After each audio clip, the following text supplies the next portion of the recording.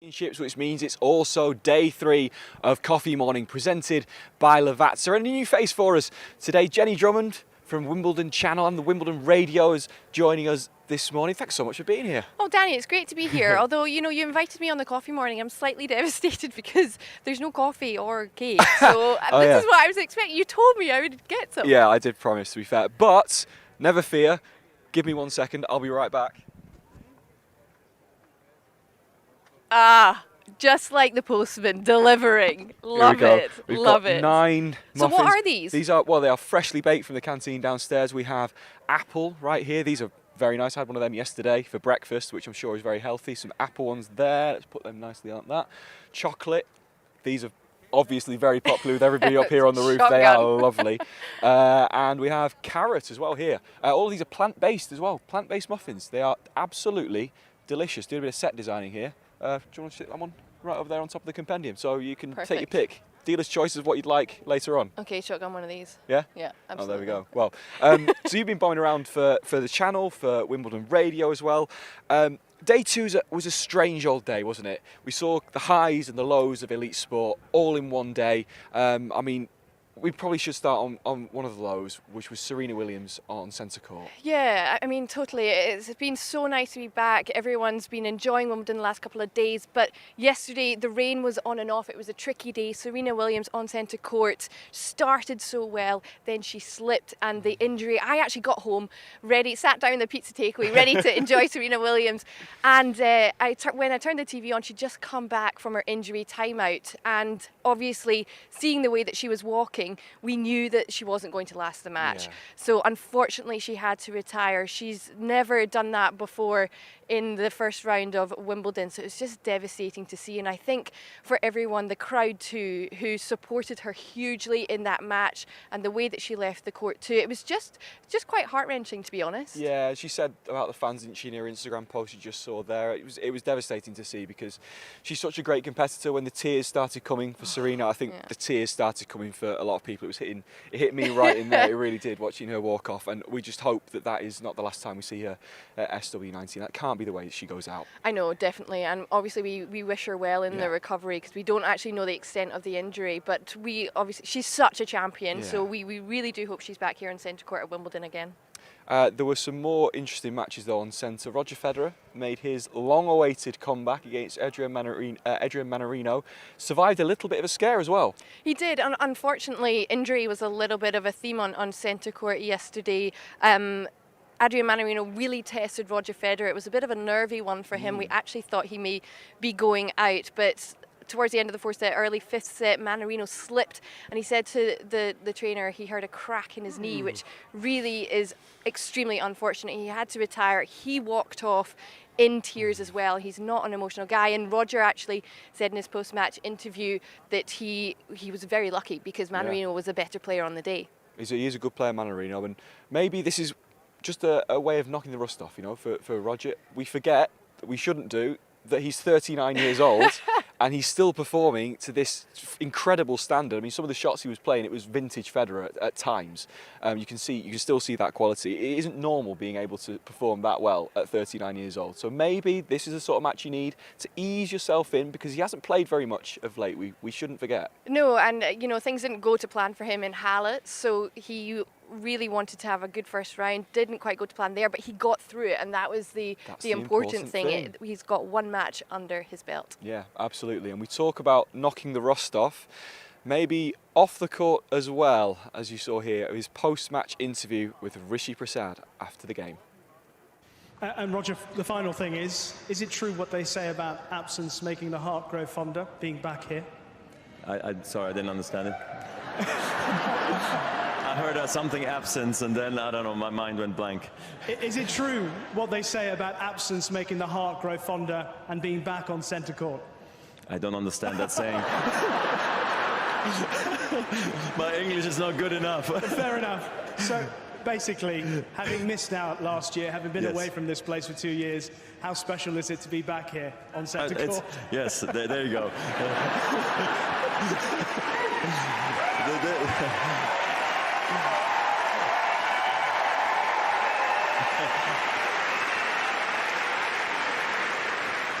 A good reminder, my English is not very good, but it's better than mine. No, look, I think we're all very happy, all the players, I think including all the fans and the organizers and everybody, that we get a chance to play again back on tour overall, and especially here at Wimbledon, plus with the crowd. It would have been the worst to have this tournament with no fans. This would have been the absolute killer. So it's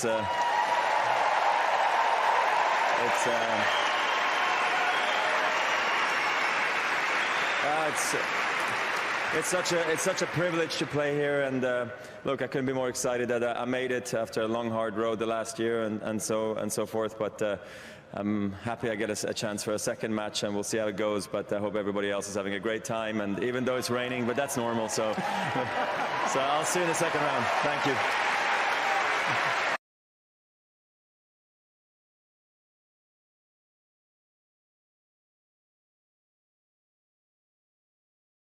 I mean, Roger speaks 6, 7 languages, something like that, but even the best, and his English is pretty good, even sometimes our stupid phrases in English trip us up. I have to say, I was so surprised that he didn't understand what Rishi was saying. Like, it made me laugh a lot. But obviously, he's such a charmer on the court. All the fans loved it. And also, he said, like, how delighted he is to be back playing in front of fans. Because for him as well, it would be so bizarre for him not to be playing in front of fans here at Wimbledon. Absolutely. Talking of playing in front of fans, I believe we're also on the big screen opposite the hill, which is right over our shoulders here.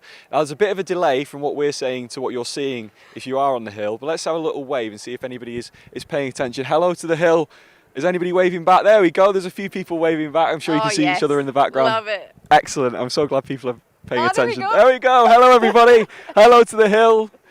We've got some fantastic matches for them to watch on there. If you are coming down, get on there. The atmosphere is absolutely awesome, pretty much no matter what sort of action's on the big screen. Oh, exactly. There's so many matches to watch, especially because it's rained a little bit the last couple of days. There's even more matches to watch, especially if you have a grounds pass. Get in and around all the outside courts as well. There's lots to watch out there. That's one of the best things, isn't it? Because as much as we had a big rain delay Monday, bit of one yesterday as well, that means there's so many matches to get done today. There's still first round matches. I think there's about 27 men's, maybe 24 in the ladies draw as well. That means they've got to be played somewhere. So if you've got a grounds pass, get on these outside courts, because you're going to see some really high quality tennis and some big names. There are some big names, certainly. So yeah, do get around the grounds. There's so much to see, and also 50% capacity. So so much more room out there as well. Well, we just saw Roger Federer and how he managed to get through on centre court. But how about 5-time Wimbledon champion Venus Williams?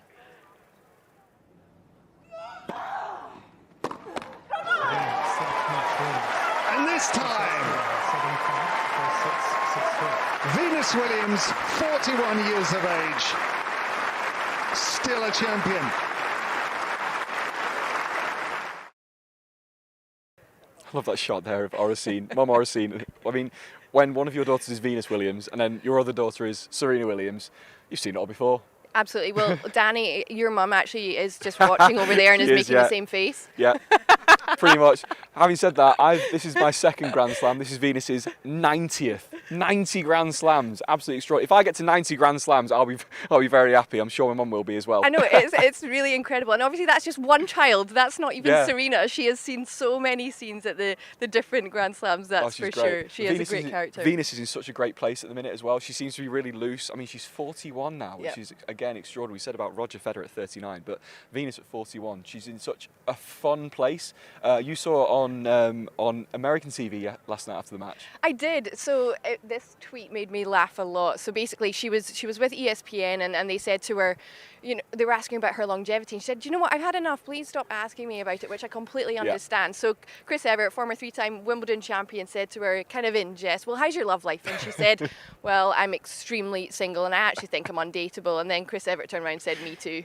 So it's great really banter. And Venus is also playing mixed doubles with Nick Kyrgios, and she's so excited for that. I can't wait to see that. And she said on social media too that Nick's going to have to do all the hard work, which he said, "I'll run through a brick wall for you." So it's all going off. I mean, when you're Venus Williams, you can say that to Nick Kyrgios, and you can get away with it basically, can't you? 100%. And yeah, lots of people basically saying just how inspirational it was seeing somebody at her age, as much as she doesn't want to talk about it, we will, still competing at the highest level. Inspiration was maybe one of the themes of yesterday as well, because the first match on centre court was Ash Barty against Carla Suarez Navarro, who is just an extraordinary character. She's one of the most popular players on the tour. Everybody loves her in the crowd here at Wimbledon, even though it's not maybe her biggest Grand Slam. But she had Hodgkin's lymphoma, she had chemotherapy, she's been in remission since April, which is awesome news. And this is her final Wimbledon. She's retiring at the end of this season. And the atmosphere on centre court when she walked on and then when she walked off was one of those special moments. It really was, because she was meant to retire after the US Open in 2020, but was diagnosed with Hodgkin's lymphoma, went through chemotherapy for 6 months, and she came through that. Many players have spoken out, for example John Millman there, saying what a tough person she is. She's come through such adversity. Then to play Ash Barty on centre court, she got the second set, played some wonderful tennis, and then as she left the court, my goodness me, there wasn't a dry eye in the court. Her mum too was following her every move. She was taking photos the whole time, and I actually got to luckily interview Carla yesterday, which was wonderful to chat to her, and she's just such a humble person. She's great. Let me tell you, that single-handed backhand will be sorely missed. Absolutely. I'm going to really miss her mum. I really enjoyed. She was filming everything from the players' box. It was awesome. She's coming to the end of her career. We obviously wish her well. She's going to play in the Olympics and the US Open, so very best of luck for her. At the other end of her career, though, is the teenage sensation Coco Gough, who was back in action this week. I ended up seeing her in qualifying 2 years ago when I was here. I saw her 4th round of qualifying match, and then she took the place by storm at 15 years old. And she's doing much the same as a very experienced 17-year-old. I almost pinged a hamstring just looking at that photo she put on social media. My goodness. That flexibility is unbelievable. But yeah, Danny, talking of that qualifying, she really bounced onto the scene a couple of years ago, qualifying, came through that, got to the 4th round of Wimbledon, knocking out Venus Williams, her idol, which was quite incredible. And then coming back 2 years later, there is more pressure on her shoulders. She's got a couple of titles as well. Yeah. And yesterday she admitted she was very nervous against Britain's Francesca Jones, but she managed to come through that match and has settled the nerves a little bit, particularly after a couple of wet days. It's a bit disconcerting for the players. She's back in a rhythm. I think she's one to watch. You never know, even though she's 17. Now listen, as we mentioned before, there was so much going on day 2 of Wimbledon. Don't blame you if you missed some things, so let's get you all caught up with what happened on day 2.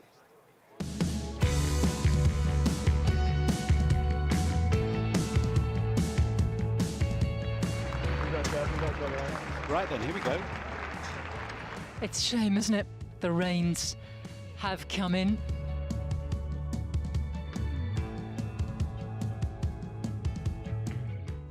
He hasn't looked up from his phone. He's watching something else. I don't know what. Is he checking the stats of this match? Yeah, absolutely. Looks like Captain Birdseye's calling the lines here. Other frozen foods are available.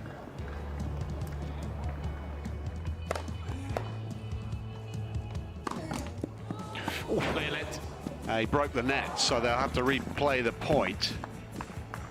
Oh, that's the net cord, the electronic net cord device, wasn't it? So we think it's a Bluetooth piece of technology.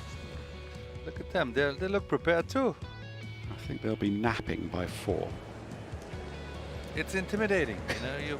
Well, that's intimidating as well. Oh, very strong service game. And again, there is the noise for Jan-Lennart Struff. Oh, he's excited about that service game from Struff. 1-game-all, 3rd set. Well, for the last couple of days, it's been a bit stop-start, hasn't it, Danny, with the rain? But today we're hoping that it certainly isn't that way. Staying dry so far, but even with those rain delays, the quality of tennis has been so high. It's ever more difficult to get in to the shots of the day.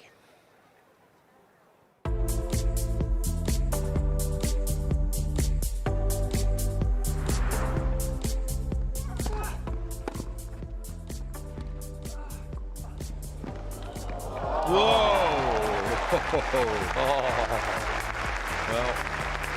that was the best shot of the match.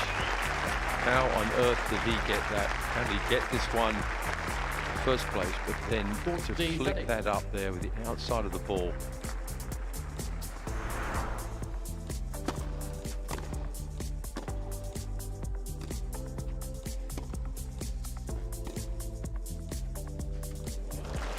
Well, that'll be a wonderful feeling. It's a very nicely played point. Zverev coming forward on the backhand slice. It's a lovely touch, good feel.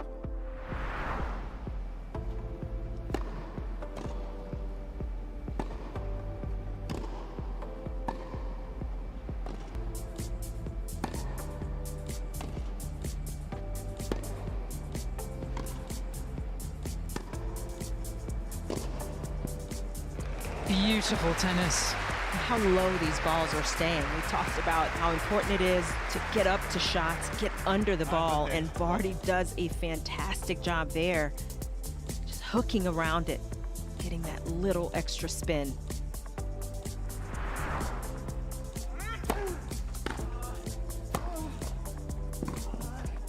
Oh, nicely. All of a sudden, some control, some discipline.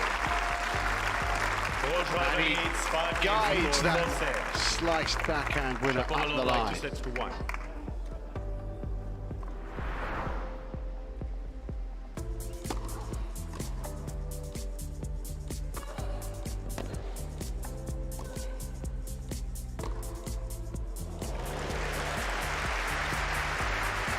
Kerber is challenging the goal on the right far sideline. The ball was called in. Kerber wants this one double checked. Ooh, not far, but in.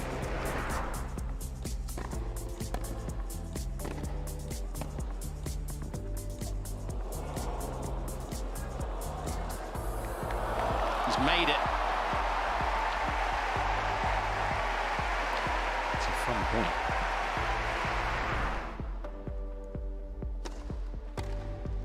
Oh, yeah. I mean, it's spectacular. It was in a good, comfortable place for him, but he still had to execute it.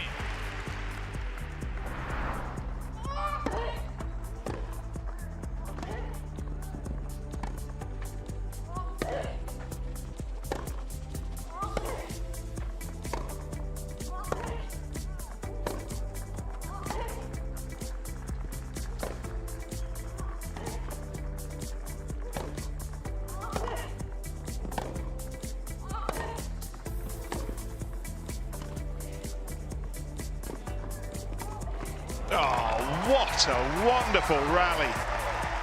Worthy of the roar. Yeah, just fabulous. Talk about getting off on the run. Plays the drop shot, lying in wait. Shortens the shot. Perfect into the space. Love the reaction.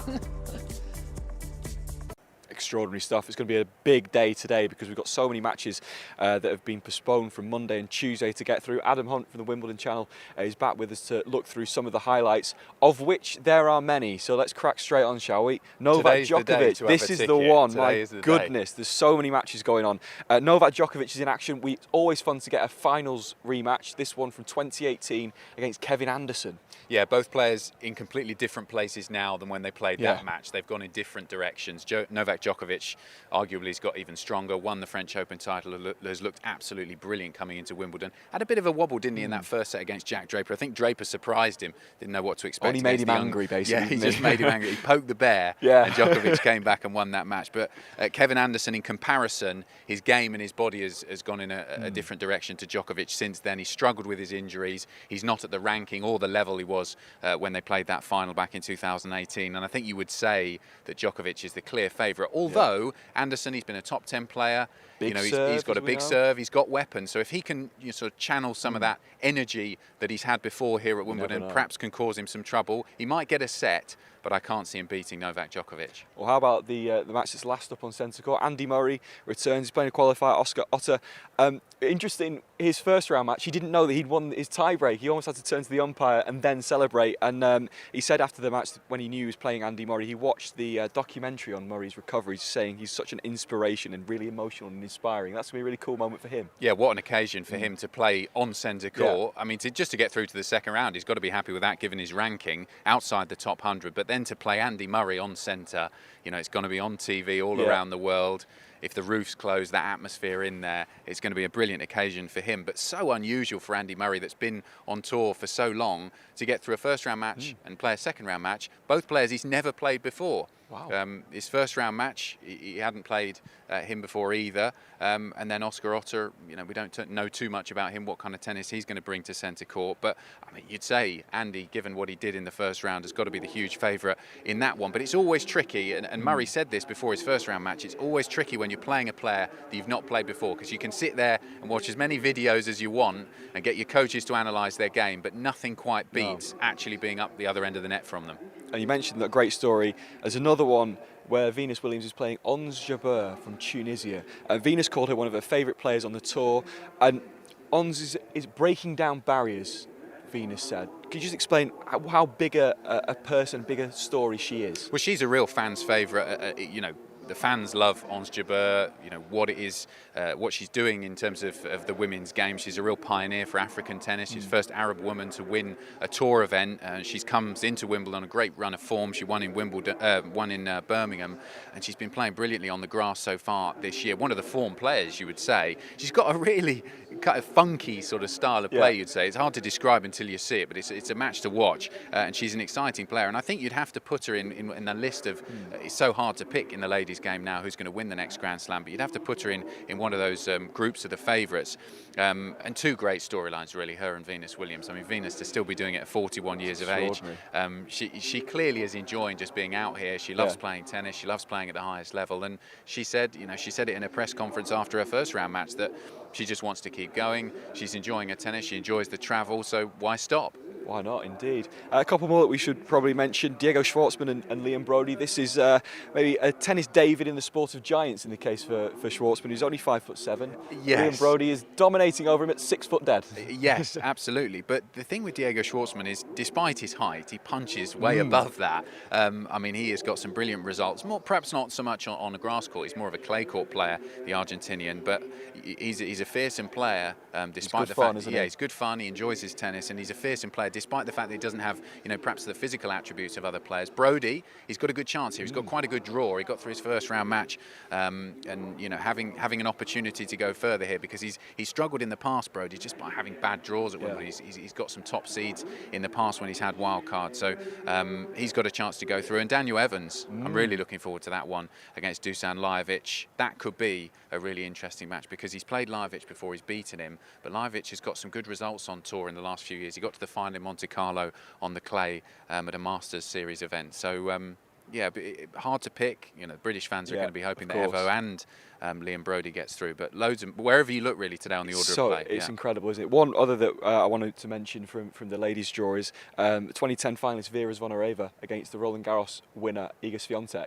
She's another one who's an interesting watch. She's got a really interesting style. Yeah, parallels can be drawn between Ons Jabeur and the way she plays and Swiatek.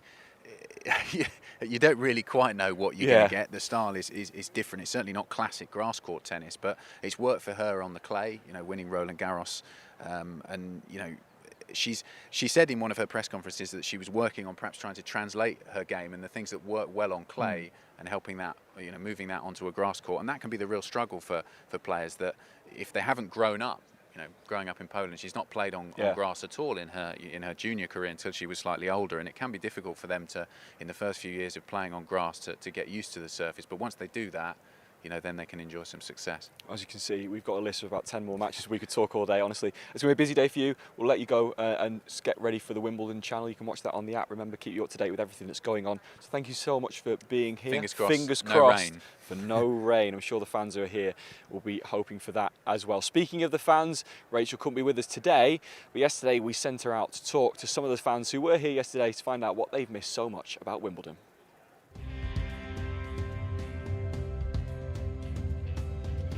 Yeah, so with Wimbledon having a forced one-year hiatus last year, I'm back here at Henman Hill to check in with the fans and see what they're most excited for about the championship this year.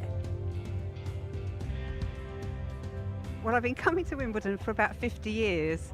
I've been, I think, 5 or 6 times now, but it's your first time. Yeah, it's my first time, but I've always wanted to come, so I'm super happy to be here. I just saw you taking selfies, which probably means you're quite excited to be here. Yeah. Tell me how excited you are to be at Wimbledon this year. Very excited. I've came all the way down from Scotland to get to the championships this year. I'm always unsuccessful in the ballot. I try every year. This year there was a chance to just buy a ticket. I was 64,000 in the queue and I somehow managed to get a ticket, so I'm pleased. Really excited, amazingly stoked to get tickets for this year. We try and come as often as we can, so it's just nice to be around everyone and being able to see live tennis again. I'm from the South Pacific, from Fiji, and for me, growing up in the islands, it's always Wimbledon is only what we see on television through the glass. But now we're actually here experiencing, the opportunity to be here is amazing. My grandparents used to come to Wimbledon. My mum used to come to Wimbledon when she was a child. And that's really special for me. My mum is in Australia and I can't see her because of the pandemic. So it's just really exciting to be here and to be able to share something with my family when I'm still not able to see them. With a year off then, last year, and being back this year, what are you most excited to see do while you're here? Just to be here, just the whole atmosphere of being here and seeing players play in front of fans and just feel the vibe, it's just great. We've got Ash Barty up first, which is wonderful. We're very proud to support our Aboriginal sister out on the centre court today.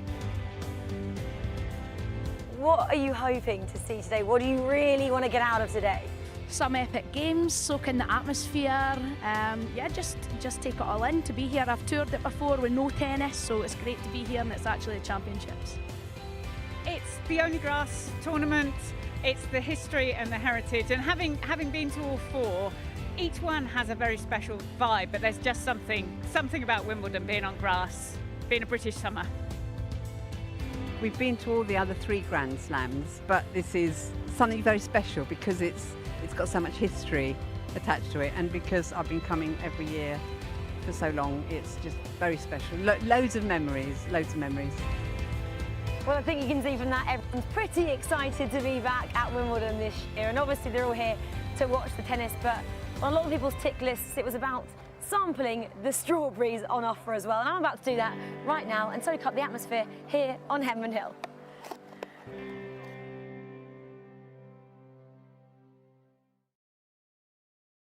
Great to see the enthusiasm from the fans. Listen, play is just about to start on all of the courts, particularly court 18 who just walked out. It's a busy old day though, isn't it, for you? You're off to bounce around the grounds for the Wimbledon Channel. What are you up to? I am indeed, Danny. I can't wait. I'm actually getting to root through one of the player gift bags to see what is in there. I've been told lots of great goodies. Okay, well make sure you report back. You're going to be with us a little bit later on in the week, so make sure you tell us exactly what you find in there. If you want to tell us what you would fancy, maybe if you're a player in your gift bag, use the hashtag Wimbledon thing, and we'll see if we can use a few later on in the week. As I say, Wimbledon Radio is on air, the Wimbledon Channel is going to be on air. They'll keep you up to speed with everything that's going on all around the grounds today, so make sure you tune into those. Absolutely. Well, Danny, it's been a pleasure to be on here. I'm going to, after this, just eat one of these. Absolutely. But I guess if everyone's still on the big screen, if you can see us, give us a wave, because it's goodbye for today, isn't it? Goodbye to the hill. Goodbye to the hill. There they are, they're watching. Yeah, that's it for us. Make sure you tune into Wimbledon Radio, get it on the app or the Wimbledon Channel, and we'll be back same time, same place tomorrow morning. Enjoy day 3.